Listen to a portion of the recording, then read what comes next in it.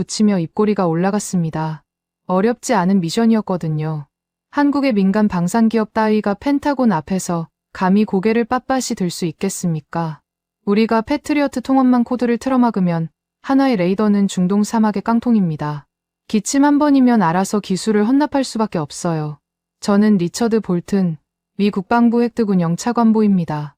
25년간 동맹국 무기 도입을 총괄해왔고 나토 방산회의에서 제 서명 없이 성사된 거래는 단 한 건도 없었어요. 이 바닥에서 저보다 오래 살아남은 사람은 손에 꼽습니다. 최고급 맞춤 수트와 쿠바산 씨가 그게 25년 경력의 증표였죠. 상대를 내려다보는 시선 하나로 수십억 달러짜리 계약의 판을 뒤집어온 사람입니다. 그런 제가 한화라는 이름 앞에서 이를 갈게 될 줄은 꿈에도 몰랐습니다. 상황은 이랬어요. 이란의 보복 공습이 임박했습니다. 정보국 보고에 따르면 수백 발의 탄도미사일이 우리 중동 기지를 향해 조준되고 있었어요. 문제는 방패였습니다. 열이틀 전쟁과 홍해 작전에서 한 발에 80억 원짜리 패트리어트 요격탄을 전부 소진해버렸거든요. 사드도 바닥이었습니다. 한 발에 330억 원짜리 요격탄을 새로 찍어내려면 최소 수년. 재고가 0. 그야말로 0이었어요. 세계 최강 미합 중국의 방공 창고가 거짓말처럼 텅 비어 있었습니다. 이란은 내일이라도 버튼을 누를 태세인데 우리 손에는 하늘로 쏘아 올릴 것이 단 한 발도 없었어요. 이 숫자를 처음 모니터에서 확인한 순간 등골이 서늘했습니다. 손끝이 차가워지는 게 느껴졌어요. 하지만 솔직히 말하겠습니다. 진짜 두려웠던 건 이란이 아니었어요. 이 사실이 의회에 알려지는 것. 그게 진짜 공포였습니다. 상원군사위원회가 이 참담한 재고 상황을 알면 제 목이 날아갑니다. 스털링 부장관도 마찬가지였고요. 그래서 우리는 의회 몰래 은밀하게 움직여야 했습니다. 구멍 뚫린 방패를 아무도 모르게 틀어막아야 했어요. 유일한 대안이 하나 있었습니다. 대한민국의 천궁. 중동 모래바람 속에서 137발 중 132발을 박살낸 괴물이었어요. 요격률 97%. 처음 그 숫자를 봤을 때 보고서를 2번 읽었습니다. 패트리어트로도 불가능한 수치였거든요. 그 기적의 핵심은 2가지였습니다. 한화 시스템이 독자 개발한 360도 다기능 레이더. 그리고 한화에어로스페이스의 차량형 발사대. 펜타곤의 기술 분석관들조차 혀를 내두를 정도의 물건이었죠. 하지만 저는 그걸 인정하고 싶지 않았습니다. 아시아의 민간 기업이 만든 무기를 정가 다 주고 사는 것은 미합 중국의 수치라고 생각했으니까요. 그래서 꼼수를 짰습니다. 한화의 ASA 레이더 소스 코드를 통째로 뜯어오고 발사대 최신 도면까지 덤으로 받아내는 겁니다. 대가는 물론 현금이 아니었어요. 사막에 10년째 방치된 퇴역 아파치 헬기 부품 몇 상자면 충분하다고 봤습니다. 한미동맹이라는 이름값이 있지 않습니까? 미군 기지에 하나의 장비를 깔아주는 영광을 베풀어줬으니 한국 쪽에서 감지덕지하며 알아서 바칠 거라 확신했어요. 완벽한 계획이었습니다. 적어도 제 머릿속에서는요. 저는 한국방위사업청 수출통제본부장 강철진과 한화시스템, 방산부문 총괄전무 백태산을 펜타곤 제 집무실로 은밀히 호출했습니다. 공식 회의장이 아닌 차관보 밀실로 부른 데는 이유가 있었어요. 이 좁은 공간 자체가 압박이거든요. 펜타곤의 심장부에 끌려온 동맹국 실무자 중에 고개를 고추 세운 사람은 25년간 단 한 명도 없었습니다. 저는 그 전적을 믿었어요. 2사람이 들어왔을 때 저는 소파에 다리를 꼬고 앉아 시가 연기를 천장으로 길게 내뿜고 있었습니다. 일부러 악수를 청하지 않았어요. 자리에 앉으라는 손짓만 했죠. 강철진이라는 사람은 60을 넘긴 듯한 단단한 체구의 표정이라고는 없는 얼굴이었고 백태산이라는 전무는 서류 가방 하나만 무릎 위에 올려놓고 있었습니다. 2사람 모두 양복이 깔끔했지만 값비싼 브랜드는 아니었어요. 그게 더 우습게 보였습니다. 이 정도 자리에 오면서 옷 하나 제대로 못 갖춰 입는 수준이라니 역시 아시아의 하청업체 관료답다는 생각이 들었거든요. 저는 대뜸 본론을 꺼냈습니다. 천궁 포대를 중동 미군 기지에 우선 배치해라. 핵심인 ASA 레이더 소스 코드를 통째로 넘겨라. 거기에 차량형 발사대 최신 도면까지 얹어라. 현금은 없다. 대신 패트리어트 통합망 연동 승인이라는 특혜를 주겠다. 또박또박 읊어주며 2사람의 얼굴을 살폈어요. 이쯤 하면 당황한 기색이 역력해야 정상입니다. 안색이 창백해지든지 서로 눈치를 보든지 최소한 침을 한 번이라도 삼켜야 했어요. 25년간 수많은 동맹국 실무자들을 이 소파에 앉혀봤지만 제 조건을 듣고도 미동조차 없는 경우는 단 한 번도 없었거든요. 그런데 이상했습니다. 백태산 전무는 서류 가방에 잠금 장치를 천천히 만지작거리고 있었어요. 놀란 표정이 아니었습니다. 뭔가를 기다리는 것 같은 여유. 아니, 여유라기보다는 지루함에 가까운 표정이었어요. 마치 제 말이 끝나기만을 기다리는 사람처럼. 강철진 본부장은 더 기묘했습니다. 제 말이 끝나자마자 고개를 살짝 돌려 손목시계를 봤어요. 아날로그 시계였습니다. 초침이 째깍째깍 움직이는 소리가 조용한 집무실에 선명하게 울렸어요. 그 소리가 묘하게 신경을 긁었습니다. 둘 다 땀 한 방울 흘리지 않았어요. 에어컨이 가동 중이었다고는 해도, 펜타곤 차관보의 밀실에서 기술 이전을 요구받고도 저 정도의 무표정은 정상이 아닙니다. 제가 뿜어낸 시가 연기만 허공에서 느릿느릿 퍼지고 두 한국인은 마치 약속이나 한 듯 한마디도 하지 않았어요. 침묵. 그것도 제가 의도한 침묵이 아니라 저 두 사람이 만들어낸 침묵이었습니다. 펜타곤의 심장부에서 미합 중국 차관보가 압박을 걸었는데 되려 저쪽에서 침묵으로 저를 조이고 있었어요. 등골에 식은땀이 한 줄기 흘렀습니다. 25년 만에 처음 느끼는 감각이었어요. 손에 쥔 시가가 미세하게 떨리는 게 느껴졌습니다. 저는 그 떨림을 감추려고 제 떠리에 시가를 세게 눌러 껐어요. 아무것도 아닙니다. 하나 따위는 기다리면 알아서 무릎을 꿇겠죠. 그렇게 되뇌었습니다. 하지만 강철진 본부장의 시계에서 울려 퍼지는 째깍거림이 좀처럼 귀에서 떠나지 않았어요. 그 소리가 무엇을 향해 돌아가고 있는지 그때의 저는 전혀 알지 못했습니다. 다음 날이면 꼬리를 내릴 거라고 생각했습니다. 하룻밤이면 충분했어요. 펜타곤 차관보의 집무실에서 그 정도 압박을 받고도 버틸 수 있는 아시아 업체는 없었으니까요. 그래서 저는 여유롭게 다음 카드를 준비했습니다. 현금 대신 퇴역 장비로 값을 치르는 겁니다. 사막에 10년째 방치된 아파치 헬기 부품, 수명이 다한 블랙호크 엔진 하우징, 녹이 쓴 험비 프레임, 창고에서 썩어가던 고철 목록을 뽑아 그럴듯하게 포장했어요. 시가총액으로 환산하면 천국 레이더 한 기 값에도 못 미치는 쓰레기였지만 서류상으로는 그럴싸해 보이게 만드는 게 제 특기였습니다. 25년간 갈고 닦은 솜씨였거든요. 이 목록을 강철진 본부장과 백태산 전무 앞에 던지면 끝이었어요.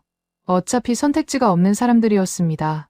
미군 기지에 장비를 납품하려면 패트리어트 통합망 연동 코드가 필수인데 그 열쇠는 오직 펜타곤만 쥐고 있었으니까요. 코드를 안 주면 깡통, 주면 은예. 이보다 완벽한 구도가 어디 있겠습니까? 그런데 회의가 시작되기 직전 예상치 못한 인물이 나타났습니다. 문이 열리더니 주한미군 사령관 존 스미스 장군이 성큼 들어왔어요. 사성 장군 계급장이 어깨에서 번쩍였습니다. 저보다 10살은 많아 보이는 백발의 군인이었지만 눈빛만은 날카로웠어요. 스미스 장군은 인사도 생략하고 단도직입으로 말했습니다. 차관보님, 한마디만 하겠습니다. 지금의 하나는 예전의 하청업체가 아닙니다. 자존심 부리지 마시고 원칙대로 제 값 다 주고 사야 합니다. 제 값을 다 주고 사라고요? 저는 코웃음이 나왔습니다. 사성 장군이 아시아 업체 편을 드는 꼴이라니. 현장에 너무 오래 있으면 판단력이 흐려지는 법이었어요. 저는 자리에서 일어나며 스미스 장군의 눈을 똑바로 쳐다봤습니다. 장군, 현장의 노고는 존중합니다만 협상은 제 영역이에요. 한국 업체를 과대평가하고 계신 겁니다. 스미스 장군의 턱이 굳어졌어요. 하지만 저는 거기서 멈추지 않았습니다. 펜타곤 안에서는 별 4개보다 예산을 쥔 차관보의 펜이 더 무겁다는 걸 모르는 사람은 없었거든요. 저는 문을 가리켰습니다. 나가달라는 뜻이었어요. 스미스 장군은 잠시 저를 노려보더니 한마디를 남기고 돌아섰습니다. 후회하실 겁니다. 후회라. 저는 그 단어를 콧바람과 함께 날려버렸어요. 전장에서 잔뼈가 굵은 군인들은 원래 겁이 많은 법이었습니다. 문이 닫히자 저는 다시 여유를 되찾았어요.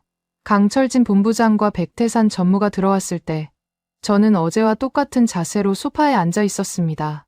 다리를 꼬고 시가 연기를 길게 내뿜으면서요. 다만 오늘은 한 가지 장치를 더 마련해뒀어요. 회의실 에어컨을 꺼놓은 겁니다. 2월 말이라 해도 펜타곤 내부는 난방이 빡빡하게 돌아갔거든요. 에어컨 없이 밀폐된 방에서 3시간만 앉아 있으면 사람은 자연스럽게 초조해집니다. 판단력이 흐려지고 빨리 끝내고 싶다는 본능이 고개를 들어요. 물도 주지 않았습니다. 유치하다고요? 25년간 이 방법이 통하지 않은 적이 없었어요. 저는 퇴역 장비 목록을 테이블 위로 밀었습니다. 아파치 부품, 블랙호크 엔진, 험비 프레임. 총 7페이지짜리 리스트였어요. 현금 대신 이걸로 레이더 대금을 정산하겠소. 미합 중국 육군의 자산이니 가치는 충분할 겁니다. 가치가 충분하다니. 저도 말하면서 웃음이 나올 뻔했습니다. 창고에서 10년째 먼지만 뒤집어 쓴 고철이었으니까요. 그런데 또 이상한 일이 벌어졌습니다. 두 사람은 어제와 완벽하게 같은 모습이었어요. 백태산 전무는 그 리스트를 집어들고 첫 페이지부터 마지막 페이지까지 천천히 훑었습니다. 표정 하나 변하지 않았어요. 7페이지를 다 넘기는데 정확히 3분이 걸렸고 그 3분 동안 집무실에는 종이 넘기는 바스락거림만 울렸습니다. 강철진 본부장은 역시나 시계만 보고 있었어요. 어제와 같은 아날로그 시계. 째깍째깍. 그 소리가 또 신경을 긁었습니다. 에어컨을 껐는데도 두 사람의 이마에는 땀방울 하나 맺히지 않았어요. 오히려 제 셔츠 등판이 축축해지는 걸 느꼈습니다. 3시간이 지나도 물 한 잔 달라는 말이 없었어요. 화장실도 가지 않았습니다. 마치 훈련을 받은 사람들처럼 완벽하게 고요했어요. 저는 서서히 짜증이 올라왔습니다. 한 가지 더 말해두지. 저는 목소리를 한 톤 낮췄어요. 천궁을 헐값에 넘기지 않으면 방위비 분담금 인상카드를 쓸 수도 있소. 한국 정부가 그 압박을 감당할 수 있겠소? 분담금 카드. 이건 마지막 엄포였습니다. 한국 언론에서도 민감하게 다루는 주제였고 이걸 꺼내면 대부분의 한국 측 실무자들은 안색이 변했거든요. 효과는 확실할 거라 봤어요. 강철진 본부장이 처음으로 움직였습니다. 하지만 제가 기대한 반응이 아니었어요. 본부장은 주머니에서 만년필을 꺼내더니 테이블 위에 펼쳐놓은 영문 회의록에 뭔가를 또박또박 적었습니다. 적고 나서 저를 올려다봤어요. 무표정한 얼굴 그대로였습니다. 불법적 협박 횟수 1회 추가. 목소리에 감정이 없었습니다. 화가 난 것도 겁을 먹은 것도 아니었어요. 마치 계기판의 숫자를 읽듯이 사실만 기록한 겁니다. 저는 순간 할 말을 잃었어요. 협박이라고 했습니까? 펜타곤 차관보의 공식 발언을 협박으로 분류해서 기록에 남기겠다고요? 심장이 덜컥 내려앉았습니다. 백태산 전무도 움직였어요. 퇴역 장비 리스트 7페이지를 가지런히 정리하더니 마지막 페이지 끝에 빨간 펜으로 한 줄을 긋고 짧게 적었습니다. 한화 시스템 규격 외 물품 확인. 수용 불가. 그리고 리스트를 테이블 위에 도로 밀어놓았어요. 마치 식당에서 잘못 나온 반찬을 돌려보내듯이 자연스럽게. 그 태연함이 오히려 모욕적이었습니다. 저는 참지 못하고 책상을 내리쳤어요. 쾅 하는 소리가 집무실에 울렸습니다. 내가 누군지 알고 있소. 위압 중국 군산복 합체의 힘을 직접 보여줘야 알아듣겠소. 목소리가 갈라졌습니다. 하지만 두 사람은 눈 하나 깜빡하지 않았어요. 강철진 본부장이 다시 만년필을 들었습니다. 회의록에 한 줄을 더 적더니 마침표를 찍고 뚜껑을 덮었어요. 차관보의 금일 발언은 양국 방위협정 부속 조항 위반에 해당함을 명시합니다. 건조했습니다. 완벽하게 건조했어요. 감정이라곤 한 톨도 실리지 않은 문장이었습니다. 저는 시가를 집어들었지만 불을 붙이지 못했어요. 손끝이 미세하게 떨렸거든요. 이건 이상했습니다. 분명히 저는 갑이고 저들은 을이었습니다. 펜타곤의 심장부에서 미합 중국의 차관보가 한국의 실무자 둘을 압박하는 자리였어요. 그런데 왜 제가 몰리고 있다는 느낌을 지울 수가 없었을까요? 그때 저는 아직 몰랐습니다. 이 두 사람이 화를 내지 않는 이유를, 감정에 흔들리지 않는 이유를. 저들은 처음부터 감정 따위로 싸울 생각이 없었어요. 저들의 무기는 분노가 아니라 서류였고 방패는 자존심이 아니라 조항이었습니다.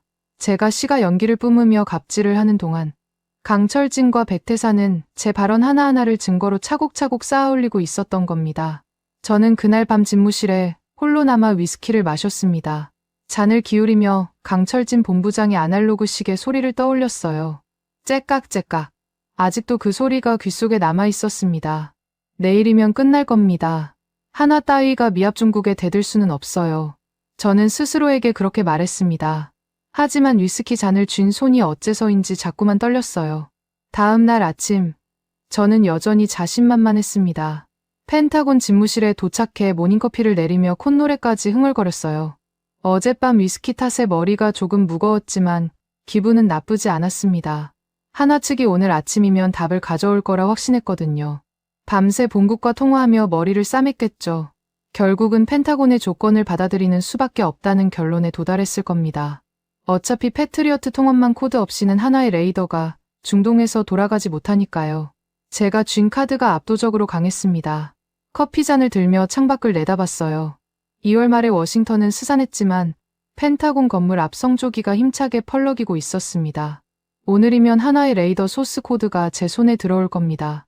그렇게 되면 스털링 부장관 앞에서 영웅이 되는 거였어요.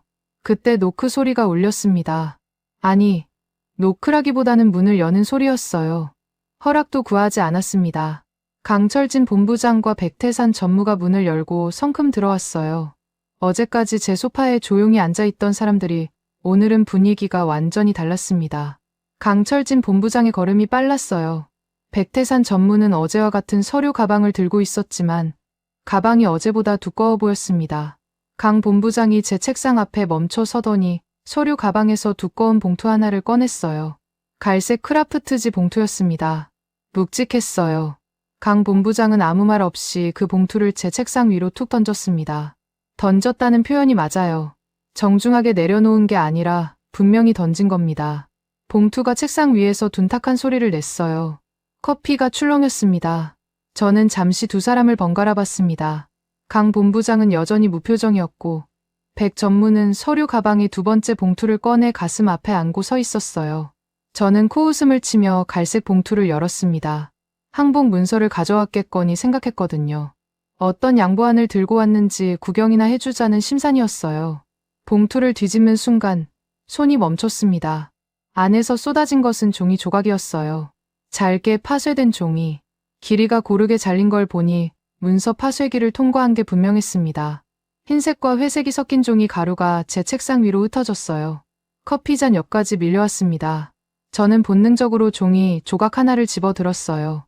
잘린 틈 사이로 알파벳이 보였습니다. 아파치, 블랙호크, 험비. 어제 제가 건넸던 퇴역 장비 리스트였습니다. 7페이지짜리 목록이 잔에도 남기지 않을 기세로 갈려 있었어요. 심장이 덜컥 내려앉았습니다. 이건 단순한 거절이 아니었어요. 모욕이었습니다. 미합 중국 국방부 획득차관보가 공식적으로 제안한 물품 목록을 파쇄기에 갈아서 되돌려보내다니.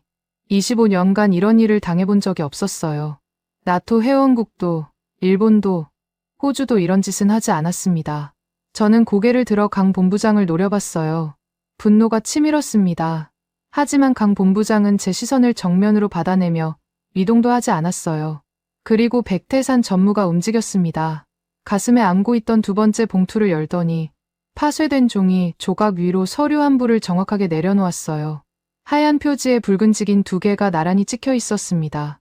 한쪽은 대한민국 방위사업청, 다른 한쪽은 한화시스템. 서류 제목이 눈에 박혔어요. 합동 최후 통첩 청구서. 영문과 한글이 병기되어 있었고 마치 칼날처럼 또렷한 글씨체였습니다. 첫 번째 줄을 읽었습니다. 한화시스템 ASA 레이더 소스 코드 밑설계 도면, 이전, 전면 거부. 심장이 빨라졌어요. 두 번째 줄. 퇴역 현물 대납 절대 불가.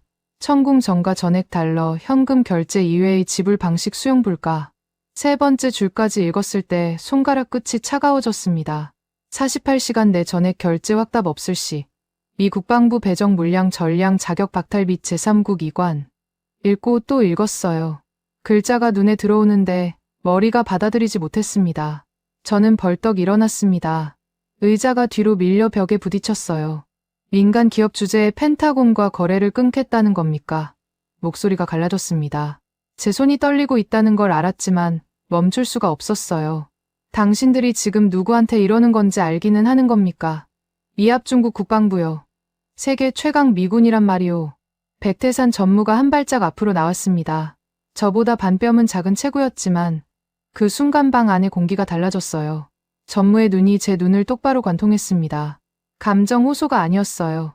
분노도 아니었고 경멸도 아니었습니다. 그냥 사실을 전달하는 눈빛이었어요. 마치 법정에서 판결문을 읽는 판사처럼 상대의 감정 따위는 고려 대상이 아니라는 듯한 무게감이었습니다. 미 국방부가 제안하신 퇴역 장비 목록은 한화 시스템의 규격 외 물품으로 확인되어 즉시 폐기 처리했습니다. 백 전무의 목소리는 낮았지만 한 글자도 흐트러지지 않았어요. 본 청구서에 명시된 조건 이외의 어떠한 역제한도 한화 시스템은 접수하지 않습니다. 저는 입술을 깨물었습니다. 반박할 말을 찾으려 했지만 머릿속이 하얗게 비어버렸어요. 이 사람들은 미합중국의 차관보를 상대로 울거나 화내거나 읍소하는 대신 서류 한 장으로 목을 조이고 있었습니다. 감정이 끼어들 틈이 없었어요. 오로지 조항과 숫자와 기한만이 이 방을 지배하고 있었습니다. 그때 강철진 본부장이 움직였어요. 본부장은 천천히 왼팔을 들어 소매를 걷었습니다. 아날로그 시계가 드러났어요. 어제부터 째깍거리던 바로 그 시계. 본부장은 시계를 제 쪽으로 기울이더니 초침이 12시 방향을 지나는 순간 입을 열었습니다. 지금부터 48시간입니다. 그게 전부였어요. 목소리에 힘을 주지도 위협적인 톤을 섞지도 않았습니다. 시간을 알려주는 것처럼 담담했어요. 하지만 그 한마디가 제 가슴을 관통했습니다. 48시간. 이틀. 그 안에 전액 현금을 치르지 않으면 한화의 레이더와 발사대 물량이 증발한다는 뜻이었어요. 회의실에 숨막히는 정막이 내려앉았습니다. 강 본부장의 시계 초침만 째깍째깍 울렸어요. 저는 두 사람의 얼굴을 번갈아 봤습니다. 으름장이 아니었어요. 빈말도 아니었습니다. 이 사람들은 진짜로 판을 엎을 준비를 끝낸 상태였어요. 서류도 직인도 기한도 모든 게 이미 완성되어 있었습니다. 어제 제 집무실에서 침묵하고 있던 시간 동안 이들은 감정을 사귀고 있었던 게 아니라 이 순간을 기다리고 있었던 겁니다. 등골을 타고 식은땀이 흘렀어요. 셔츠가 등판에 달라붙었습니다. 책상 위에는 파쇄된 종이, 조각과 붉은 직인이 찍힌 청구서가 나란히 놓여 있었어요. 저는 태어나서 처음으로 펜타곤 집무실에서 공포라는 감정을 느꼈습니다. 이란의 미사일이 무서운 게 아니었어요. 눈앞에 서 있는 두 명의 한국인이 총 한 차로 없이 서류 한 장과 시계 하나만으로 미합중국의 숨통을 틀어쥐고 있다는 사실이 무서웠습니다. 강 본부장과 백 전무는 고개를 가볍게 숙여 인사한 뒤 조용히 돌아섰어요. 문이 닫혔습니다. 발소리가 복도 끝으로 사라지고 나서도 저는 한참을 서 있었어요. 다리에 힘이 풀려 의자에 주저앉았을 때 파쇄된 종이 한 조각이 책상 가장자리에서 바닥으로 떨어졌습니다. 아파치라는 글자의 절반이 보였어요. 제가 자랑스럽게 내밀었던 퇴역 고철 목록의 잔해였습니다. 커피는 이미 식어 있었어요. 저는 찬 커피를 한 모금 마시며 청구서를 다시 읽었습니다. 48시간. 초침 소리가 아직도 방 안에 남아있는 것 같았어요. 째깍, 째깍, 째깍. 매 초가 제 커리어에서 무언가를 깎아내고 있었습니다. 하지만 저는 그 순간에도 인정하지 않았어요. 하나 따위가 끝까지 버틸 리 없다고. 장사꾼은 결국 돈 앞에 무릎을 꿇는다고. 48시간이 지나기 전에 저들이 먼저 전화를 걸어올 거라고. 그렇게 믿었습니다. 아니, 믿고 싶었어요. 그게 제가 할 수 있는 전부였으니까요. 48시간이 시작됐습니다. 저는 집무실 소파에 깊이 파묻혀 위스키를 따랐어요. 오전부터 술을 마시는 건 25년 펜타곤 생활에서 처음이었지만 손이 저절로 병을 잡았습니다. 한 모금 넘기자 가슴이 뜨거워졌어요. 괜찮습니다. 장사꾼은 장사꾼이에요. 아무리 큰 소리를 쳐도 막판에는 꼬리를 내리는 게 장사꾼의 본능이거든요. 하나가 뭡니까? 대한민국이라는 나라에 기생하는 민간 기업 하나일 뿐이에요. 그런 업체가 미합중국 국방부를 상대로 끝까지 버틸 수 있겠습니까? 저는 위스키 잔을 기울이며 스스로를 다독였습니다. 하지만 잔을 쥔 손가락에 힘이 너무 들어가 있다는 걸 스스로도 알고 있었어요. 12시간이 흘렀습니다. 하나 측에서 아무런 연락이 없었어요. 전화도, 이메일도, 중재 요청도 완벽한 침묵이었습니다. 저는 초조해지기 시작했어요. 보통 이쯤 되면 상대편에서 먼저 물밑 접촉을 해오는 게 패턴이거든요. 비공식 채널로 조건을 좀 깎아달라든지, 기한을 며칠만 연장해달라든지, 그런 신호가 하나도 없었습니다. 그래서 저는 직접 움직이기로 했어요. 물론 방사청의 강철진 본부장에게 전화하는 건 자존심이 허락하지 않았습니다.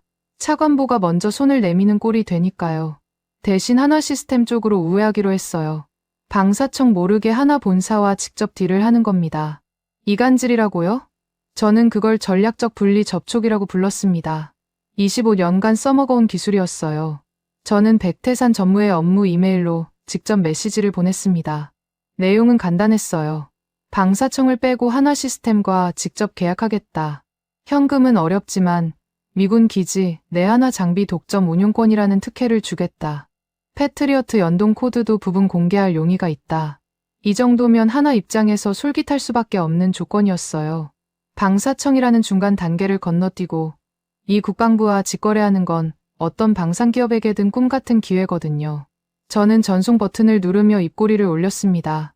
이걸로 강철진과 백태산 사이에 금이 갈 겁니다. 1분이 지났어요. 제 모니터에 알림이 떴습니다.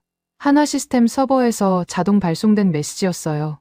화면을 클릭한 순간 눈이 커졌습니다. 계약 외 조건 반려. 본 이메일은 기존 합의 범위를 벗어난 제한으로 분류되어 자동 반려 처리되었습니다. 발신자 계정은 하나 시스템 방산통신망에서 영구 수신 차단되었음을 통보합니다. 자동 응답이었어요. 사람이 읽고 판단한 게 아니라 시스템이 자동으로 걸러낸 겁니다. 제 이메일이 백태산 전무의 눈에 닿기도 전에 쓰레기통으로 직행한 거였어요. 그리고 영구 차단이라니. 펜타곤 획득차관보의 공식 이메일 계정이 한국의 민간 기업 서버에서 차단당한 겁니다. 모니터를 멍하니 바라봤습니다. 이건 예상 밖이었어요. 하나의 보안 시스템이 이 정도 수준이라는 건 정보 보고서에도 없던 내용이었거든요. 계약 외 조건을 자동으로 분류하고 발신자까지 즉각 차단하는 방산 전용 통신망이라니. 저는 키보드를 두드려 다른 경로로 이메일을 시도했지만 전부 같은 결과였습니다. 튕겨나왔어요. 마치 철벽을 손바닥으로 두드리는 기분이었습니다. 24시간이 경과했습니다. 절반이 지난 거였어요. 저는 더 이상 자존심을 따질 처지가 아니었습니다. 하나 쪽이 막혔으니 방사청으로 가는 수밖에 없었어요. 한국 국방부 한라인 번호를 눌렀습니다. 신호음이 3번 울리고 강철진 본부장의 목소리가 들렸어요. 강철진입니다. 저는 목소리에 최대한 부드러움을 실었습니다. 25년간 단 한 번도 쓴 적 없는 톤이었어요. 본부장님, 볼튼입니다. 우리 사이의 감정이 좀 격해졌던 것 같아서요. 한미 양국의 오랜 우방 관계를 생각하면 이렇게 서로 칼을 겨눌 필요가 있겠습니까? 조건을 좀 조율해보는 게 어떻겠소. 감정팔이었습니다. 동맹이라는 단어를 미끼로 던져 협상 테이블에 다시 앉히려는 속셈이었어요. 수화기 너머에서 3초쯤 침묵이 흘렀습니다. 강 본부장이 입을 열었어요. 차관보님, 현재 남은 시간은 23시간 55분입니다. 그게 전부였습니다. 뚜 하는 소리와 함께 통화가 끊겼어요. 감정도 없고 여지도 없었습니다. 제 동맹 타령의 1초도 소비하지 않았어요. 마치 공항 자동응답 시스템처럼 오직 남은 시간만 읊고 끊어버린 겁니다. 수화기를 내려놓은 뒤 한참을 멍하니 앉아 있었어요. 이 사람들은 대체 어떻게 훈련을 받은 겁니까? 펜타곤 차관보가 직접 전화를 걸어 화해 제스처를 보냈는데 숫자 하나 읊고 끊어버리다니. 분노보다 당혹감이 먼저 밀려왔습니다. 저는 마지막 카드를 꺼냈어요. 외교 채널이었습니다. 주미 한국 대사를 직접 불러 압박하면 방사청이 움직일 수밖에 없을 거라고 판단했어요. 대사관에 전화를 걸었습니다. 미 국방부 획득차관보가 긴급 면담을 요청한다고 했어요. 보통이라면 30분 안에 일정이 잡히는 수준의 요청이었습니다. 답변은 즉각적이었어요. 민간 방산 계약은 방위사업청 소관입니다. 대사관은 관여 권한이 없습니다. 문전박대였습니다.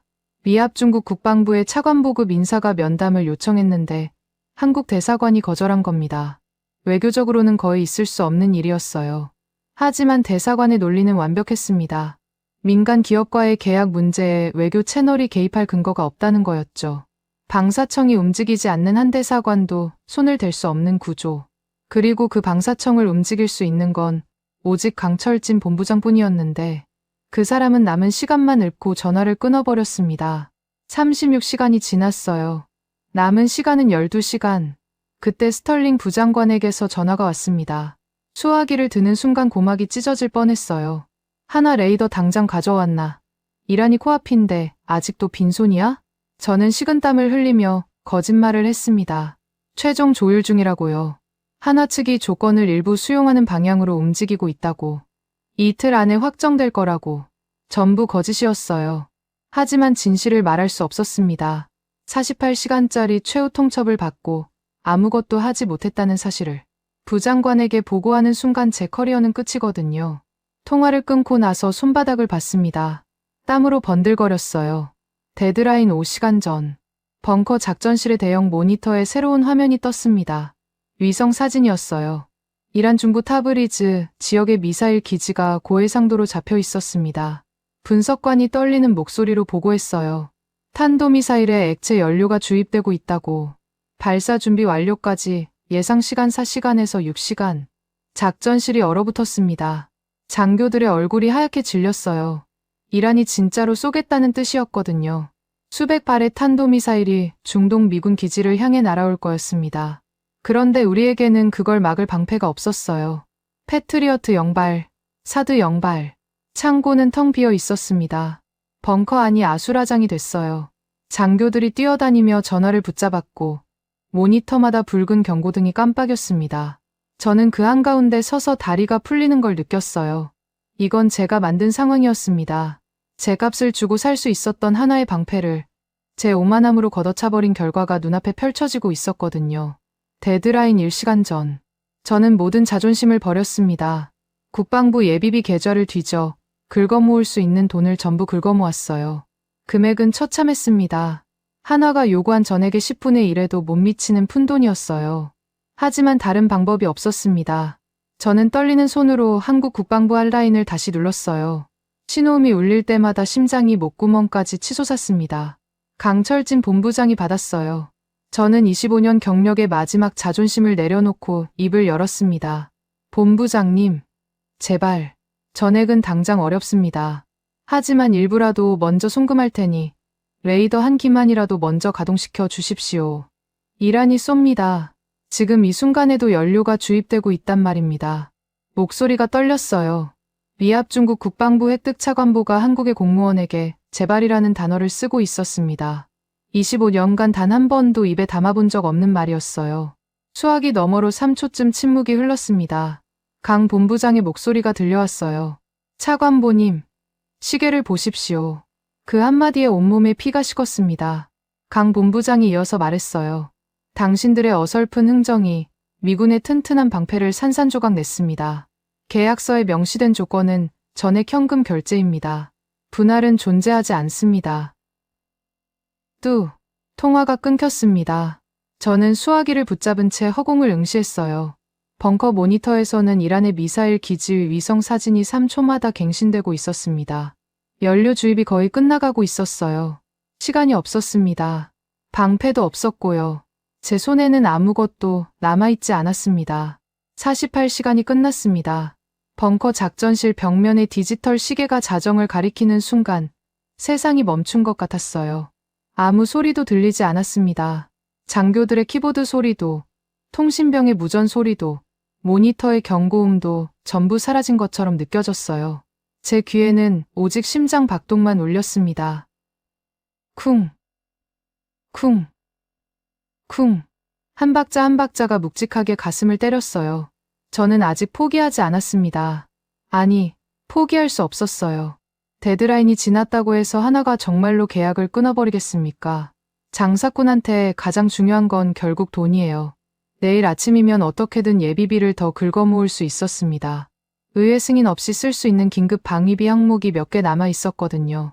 시간만 벌면 됐어요. 저는 벙커 회의실 테이블을 내리쳤습니다. 내일 아침에 잔금 다 보낸다니까.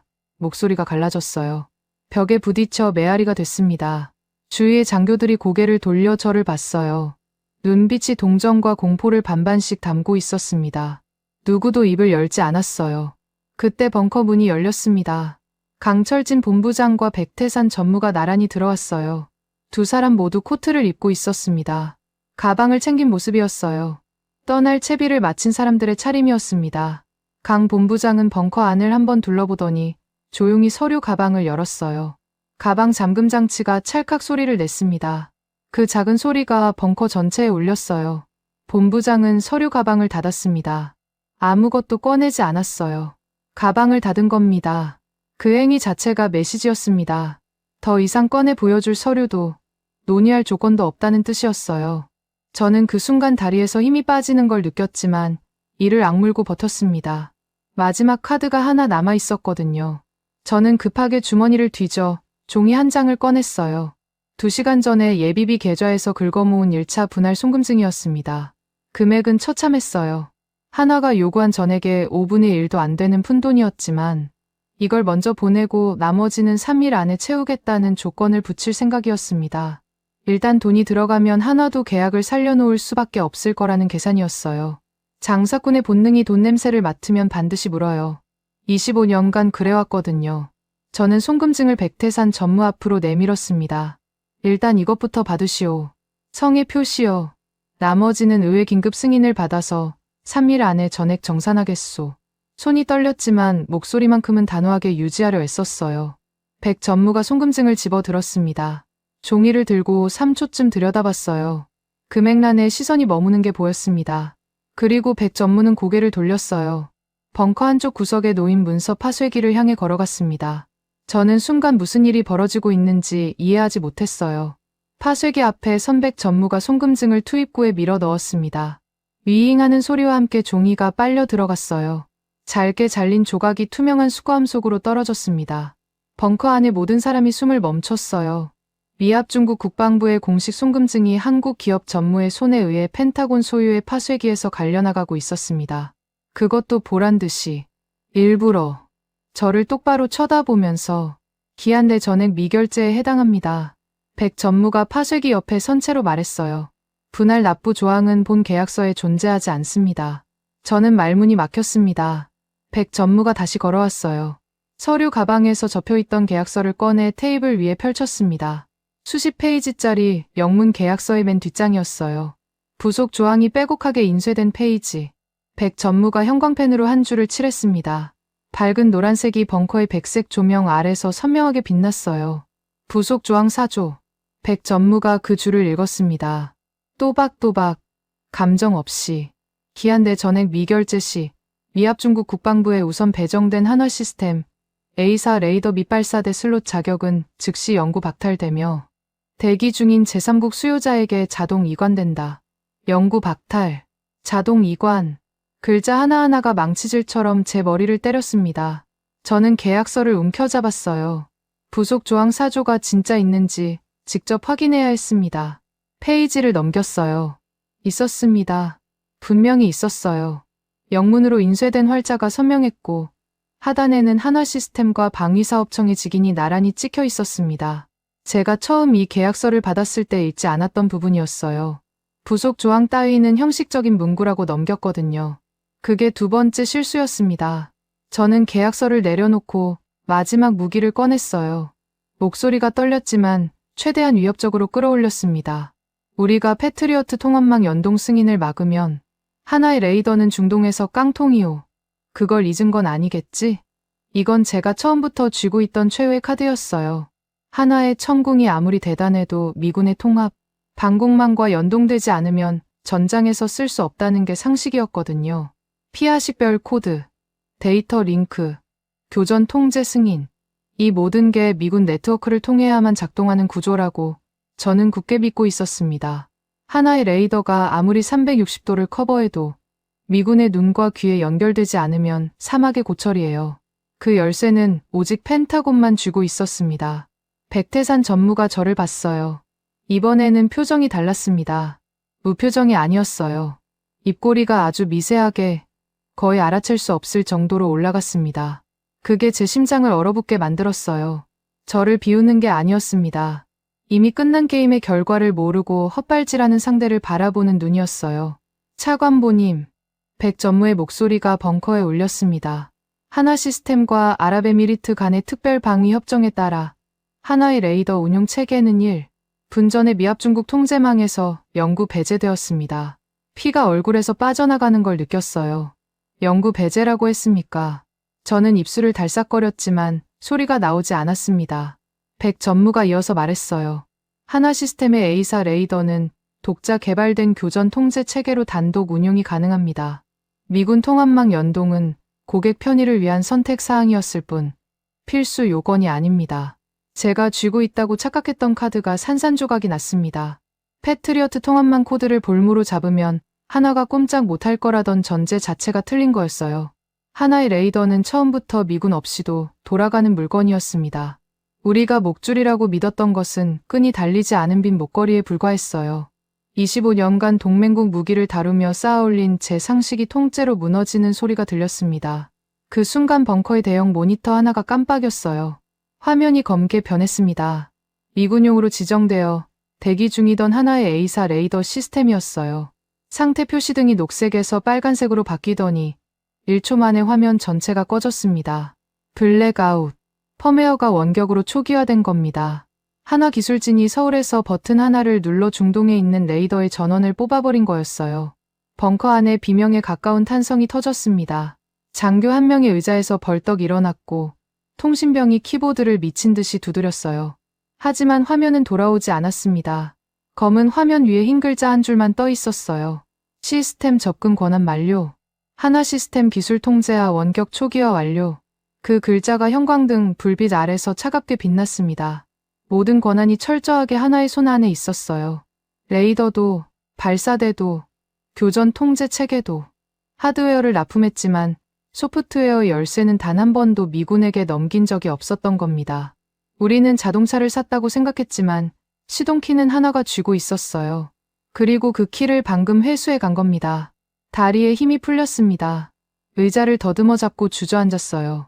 시야가 흐려졌습니다. 강철진 본부장이 코트에 단추를 채우며 제 쪽을 한번 봤어요. 눈이 마주쳤습니다. 그 눈에 승리의 기쁨이 담겨 있었다면 차라리 나았을 겁니다. 하지만 아무것도 없었어요. 감정이라곤 한 톨도 보이지 않는 눈이었습니다. 이미 끝난 업무를 정리하고 퇴근하는 공무원의 눈. 그 무심함이 칼보다 깊숙이 제 자존심을 베었어요. 두 사람이 벙커를 나갔습니다. 문이 닫히는 소리가 울렸어요. 저는 검게 꺼진 모니터를 멍하니 바라봤습니다. 시스템 접근 권한 만료. 그 한 줄이 눈에서 떠나지 않았어요. 25년간 제가 믿어온 것들. 패트리어트 통합망이라는 무적의 열쇠. 펜타곤이라는 절대적 갑의 지위. 아시아의 민간 기업은 기침 한 번이면 무릎을 꿇는다는 확신. 그 모든 것이 검은 화면 위에 흰 글자 한 줄에 의해 완벽하게 부정당했습니다. 하나는 처음부터 제 갑질에 흔들린 적이 없었어요. 저들은 분노하지도, 읍소하지도, 감정에 호소하지도 않았습니다. 오직 계약서의 활자와 기술의 열쇠만으로 제국의 차관보를 짓밟았어요. 그리고 짓밟고 나서도 눈 하나 깜빡하지 않았습니다. 펜타곤 지휘 통제실은 지옥이었습니다.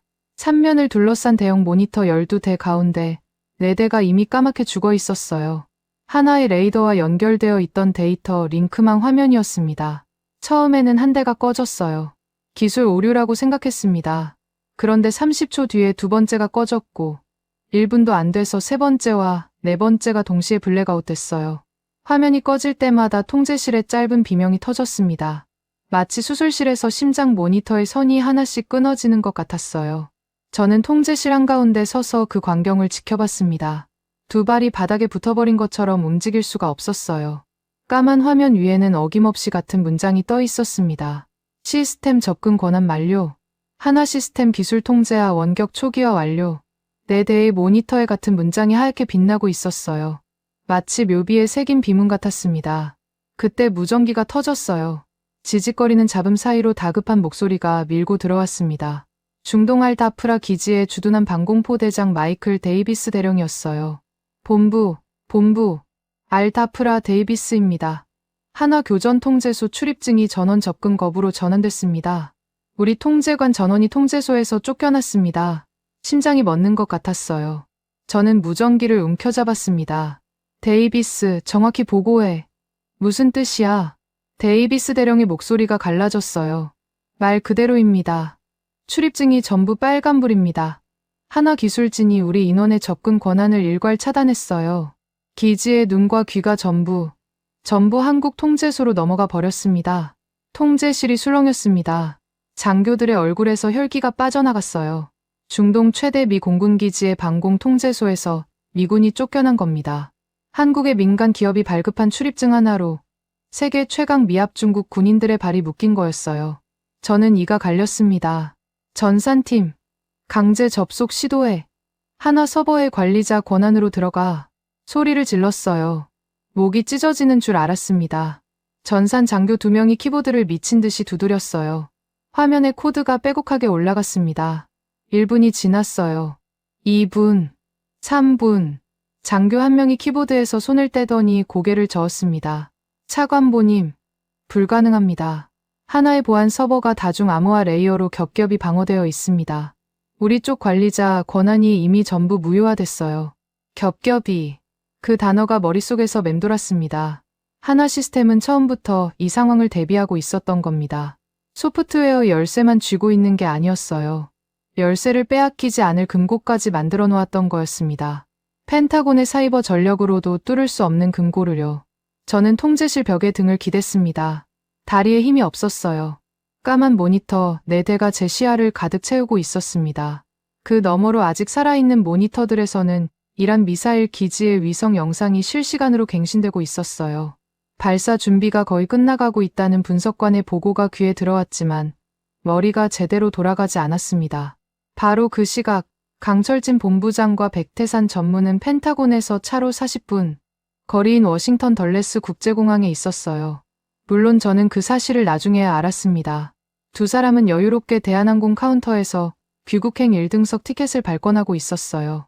강 본부장은 발권을 마치고 탑승권을 양복 안주머니에 넣으며 시계를 봤다고 합니다. 째깍째깍. 그 시계는 더 이상 저를 향한 카운트다운이 아니었어요. 이미 0점을 지났거든요. 임무 완료를 확인하는 시계였습니다. 같은 시각, 지구 반대편에서는 더 충격적인 일이 벌어지고 있었어요. 대한민국 경상남도 창원의 하나에어로스페이스 공장이었습니다. 미군용으로 제작되어 사막 도색까지 마친 천궁 발사대 8기가 출고, 대기 중이었는데 공장 작업 반장이 호루라기를 불었어요. 도장 라인의 기술자들이 모여들었습니다. 작업 반장의 지시는 간단했어요. 발사대 측면에 인쇄된 성조기 마크를 지우라는 거였습니다. 페인트 롤러가 성조기 위를 굴러갔어요. 별과 줄무늬가 회색 페인트 아래로 사라졌습니다.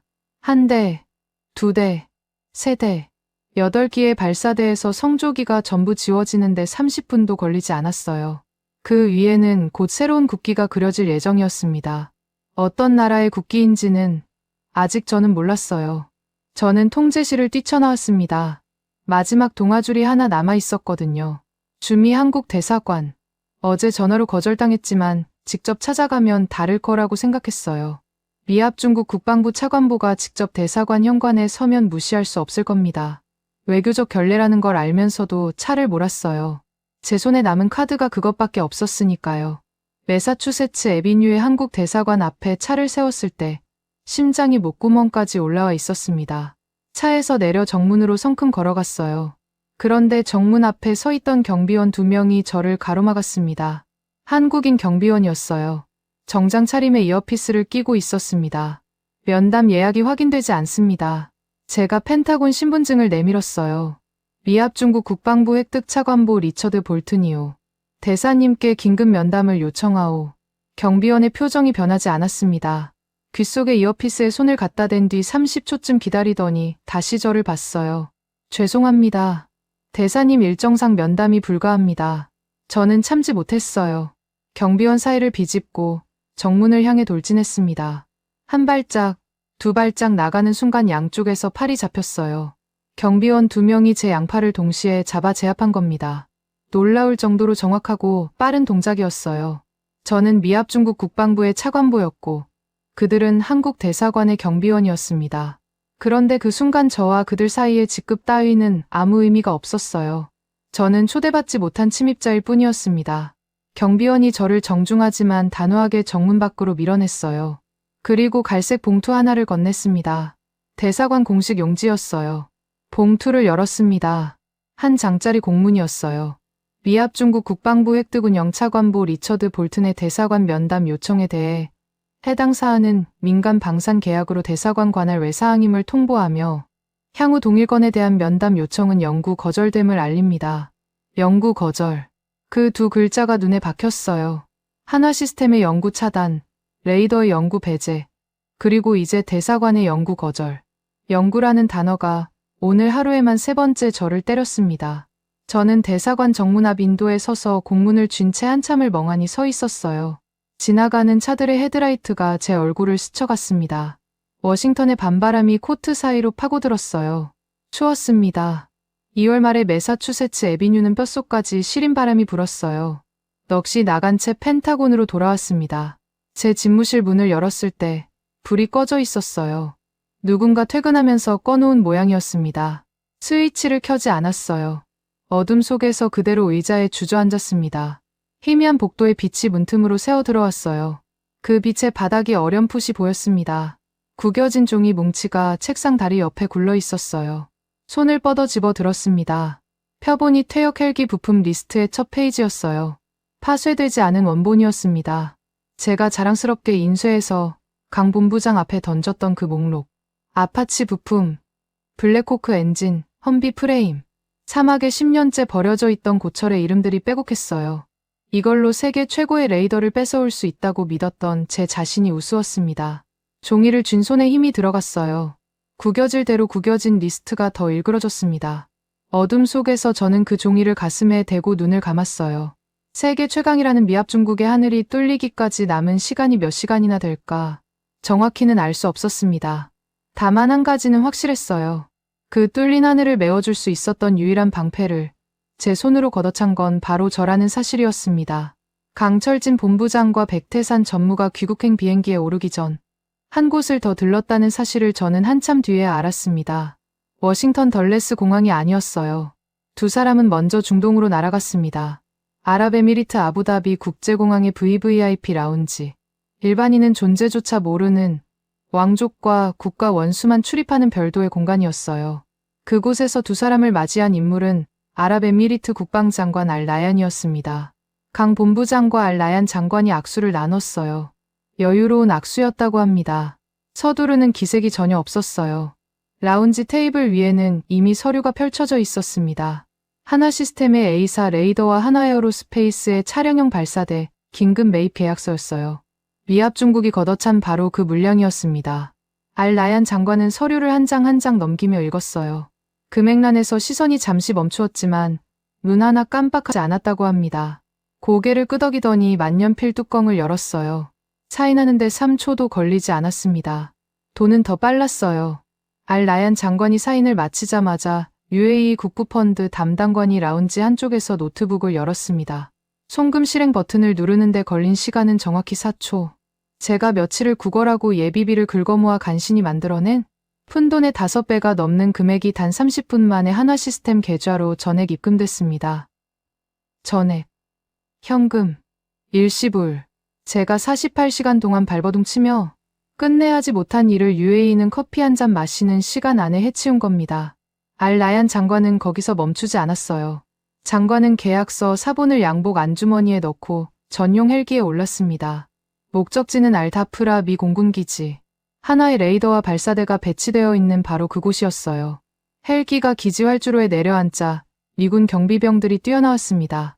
UAE 국방장관의 방문은 사전 통보되지 않은 것이었거든요. 하지만 알 라얀 장관은 아랑곳하지 않았어요. 헬기에서 내린 장관은 사색이 된 미군 장교들 앞을 유유히 걸어갔습니다. 그리고 양복 안주머니에서 계약서를 꺼내 들었어요. 하나시스템 로고가 선명하게 인쇄된 매입 서류를 미군 장교들의 눈앞에서 보란듯이 펼쳐 보였습니다. 한 장교가 서류를 보더니 무릎에 힘이 풀린 듯 한 발짝 뒤로 물러섰다고 해요. 미합 중국이 갑질하다 날려버린 방패를 UAE가 통째로 사버렸다는 뜻이었으니까요. 그 소식이 펜타곤에 도착한 건 30분 뒤였습니다. 저는 벙커 작전실의 어둠 속에서 스마트폰 화면을 보고 있었어요. 중동 사령부로부터 긴급 보고가 올라왔습니다.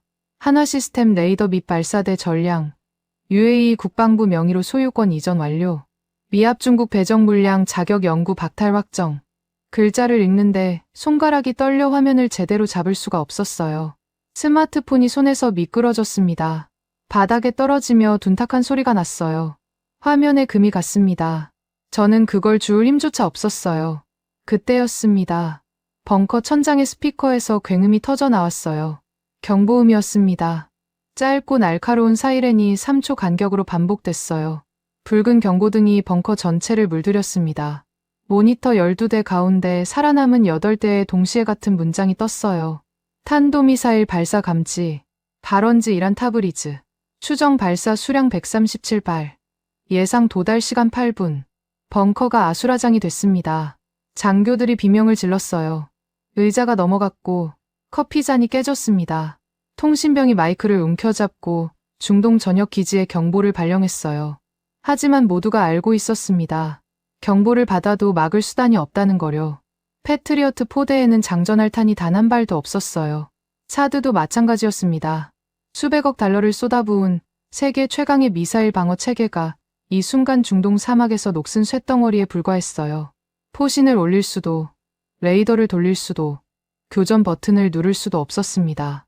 그냥 서 있는 겁니다. 미사일이 떨어지기를 기다리면서요. 데이비스 대령의 무전이 다시 터졌어요. 이번에는 목소리가 아니라 비명에 가까웠습니다. 차관보님, 우리의 눈이 멀어버렸습니다. 패트리어트는 빈 깡통이에요. 하나가 닫아버린 이 뚫린 하늘 아래서 우리 병사들이 모조리 죽게 생겼단 말입니다. 무전기를 쥔 손이 얼어붙었어요. 데이비스 대령의 절규가 벙커 스피커를 통해 울려 퍼졌습니다. 장교들이 고개를 돌려 저를 봤어요. 시선에 분노가 담겨 있었습니다. 이 상황을 만든 사람이 누구인지 모두가 알고 있었거든요. 그 순간이었습니다. 벙커 모니터 한 대가 갑자기 살아났어요. 까맣게 죽어있던 화면이 번쩍 켜졌습니다. 그런데 미군 시스템이 아니었어요. 화면 좌측 상단에 UAE 공군 마크가 떠 있었고 그 옆에 한화 시스템 로고가 나란히 빛나고 있었습니다. UAE 측이 실시간 영상을 공유한 거였어요. 화면 속에서 한화 시스템의 A사 레이더가 돌아가고 있었습니다. 360도 전방위로 회전하며 중동의 밤하늘을 샅샅이 훑고 있었어요. 레이더 화면에 붉은 점이 하나둘 찍히기 시작했습니다. 이란의 탄도미사일이었어요. 점이 빠르게 늘어났습니다. 10개, 20개, 30개, 137개의 붉은 점이 화면을 가득 메웠어요. 미군의 눈으로는 아무것도 보이지 않는 하늘을 하나의 레이더만이 또렷하게 읽어내고 있었습니다.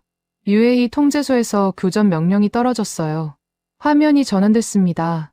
알다프라 기지 외곽에 배치된 한화에어로스페이스의 차량용 발사대가 잡혔어요. 발사대 측면에는 성조기 대신 UAE 국기가 선명하게 그려져 있었습니다. 불과 몇 시간 전까지 미군의 것이었던 발사대에서 요격탄이 불을 뿜으며 밤하늘로 솟구쳤어요. 하나, 둘, 셋. 연속으로 불기둥이 치솟았습니다. 굉음이 화면 너머로도 전해지는 것 같았어요. 벙커 안의 모든 사람이 모니터에 눈을 박은 채 숨을 멈췄습니다. 하나의 요격탄이 이란의 탄도미사일과 중동의 밤하늘에서 부딪혔어요. 하나씩 터졌습니다. 주황색 불꽃이 하늘을 수놓았어요. 한 발, 두 발, 10발, 20발. 화면 속 붉은 점이 하나씩 사라질 때마다 벙커의 짧은 탄성이 새어나왔습니다. 미사일 137발 중 132발이 격추됐어요. 97%. 하나의 레이더가 잡아내고 하나의 발사대가 쏘아 올린 요격탄이 이란의 미사일을 박살낸 겁니다. 미군의 패트리어트도 사드도 아닌 대한민국의 천궁이 해낸 일이었어요. 알다프라 기지의 실시간 영상이 이어졌습니다. 살아남은 미군 병사들이 벙커 밖으로 뛰어나왔어요. 방금까지 자신들의 머리 위로 미사일이 쏟아지고 있었는데 한 발도 땅에 닿지 않았다는 사실을 깨달은 거였습니다. 병사들의 입에서 환호성이 터져 나왔어요. 어떤 병사는 무릎을 꿇었고 어떤 병사는 하늘을 올려다보며 눈물을 흘렸습니다. 그리고 그들의 시선이 한 곳으로 모였어요. 발사대였습니다. UAE 국기가 그려진 하나의 발사대. 포연이 아직 피어오르고 있는 그 발사대를 향해 미군 병사들이 두 팔을 벌리며 환호했어요. 자신들의 목숨을 구해준 건 미합 중국의 무기가 아니라 대한민국의 무기였다는 걸 그 순간 모든 병사가 온몸으로 알아버린 겁니다. 저는 벙커에서 그 광경을 지켜봤습니다.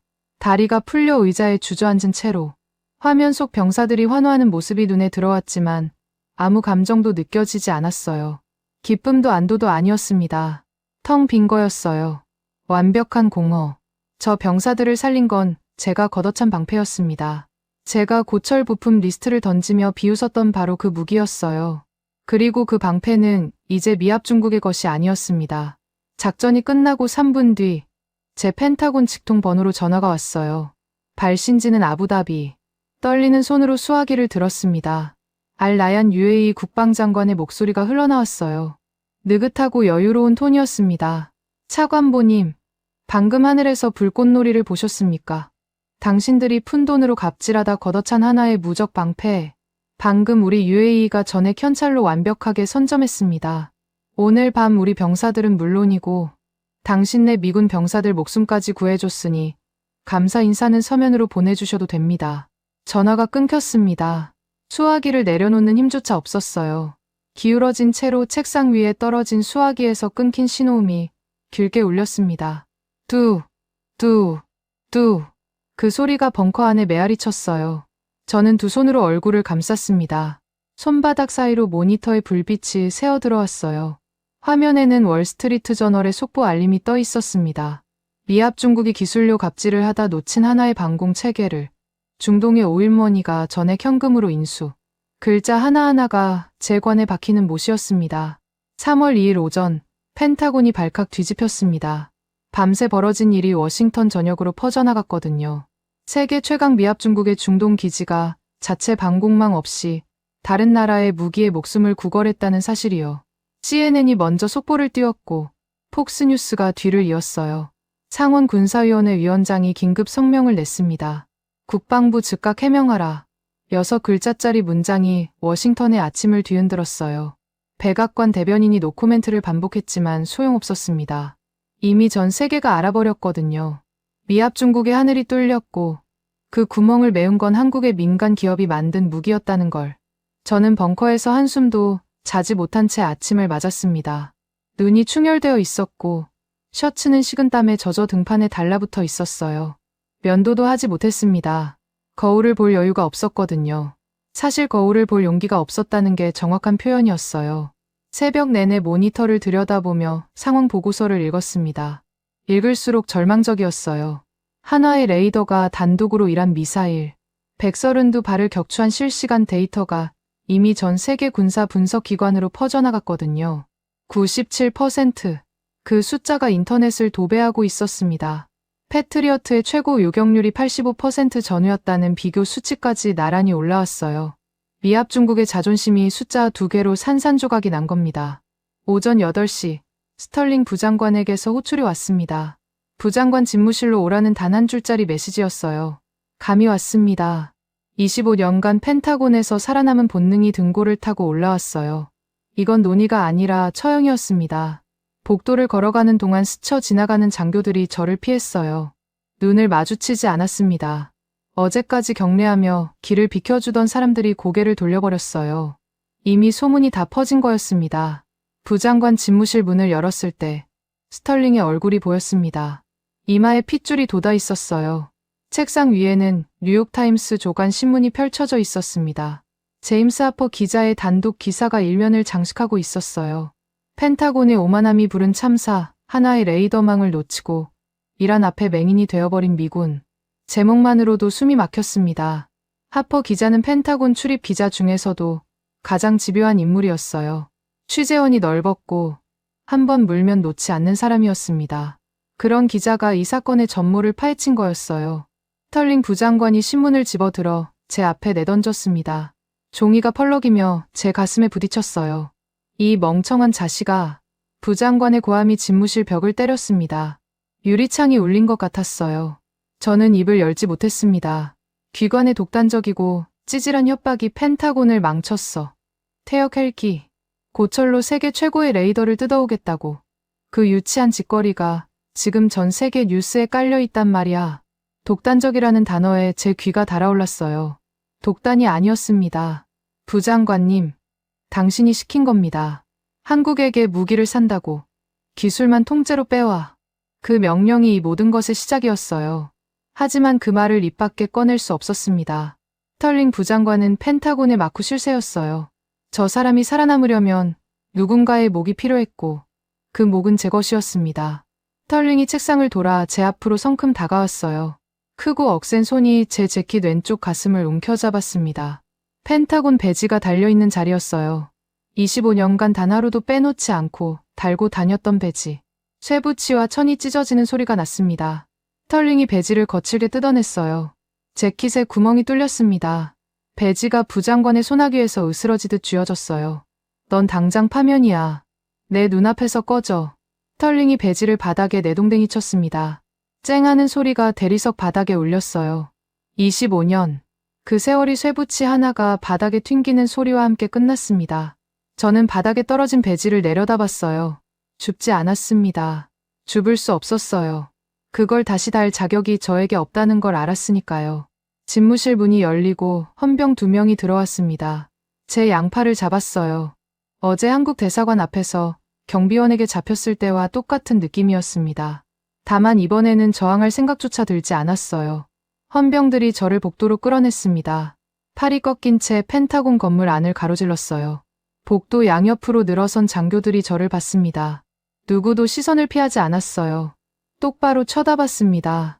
동정이 아니었어요. 경멸도 아니었습니다. 그냥 확인하는 눈빛이었어요. 미합 중국의 하늘에 구멍을 뚫어놓은 사람의 얼굴을 기억해두려는 것 같았습니다. 펜타곤 정문 밖으로 나왔을 때 햇빛이 눈을 찔렀어요. 2월의 워싱턴 아침은 맑았습니다. 차갑고 투명한 공기가 폐를 채웠어요. 헌병들이 팔을 놓았습니다. 정문 옆에 종이 박스 하나가 놓여 있었어요. 제 짐이었습니다. 책상 위에 있던 개인 물품을 누군가 챙겨놓은 거였어요. 시각 케이스, 커피잔, 사진 액자 하나. 25년의 흔적이 종이 박스 하나에 전부 들어가 있었습니다. 박스를 집어드는 순간 정면에서 카메라 플래시가 터졌어요. 눈이 번쩍했습니다. 펜타곤 정문 앞에 취재진이 몰려 있었어요.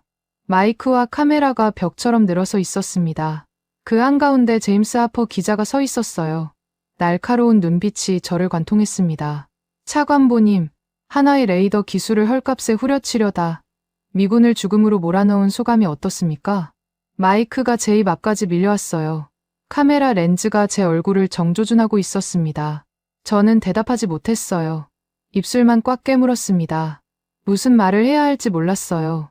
아니, 할 수 있는 말이 없었습니다. 퇴역 헬기 고철로 세계 최고의 레이더를 뜯어오려 했다는 사실을 어떤 단어로 변명할 수 있겠습니까? 하퍼 기자가 한 발짝 더 다가왔어요. 뉴욕타임스 제임스 하퍼입니다.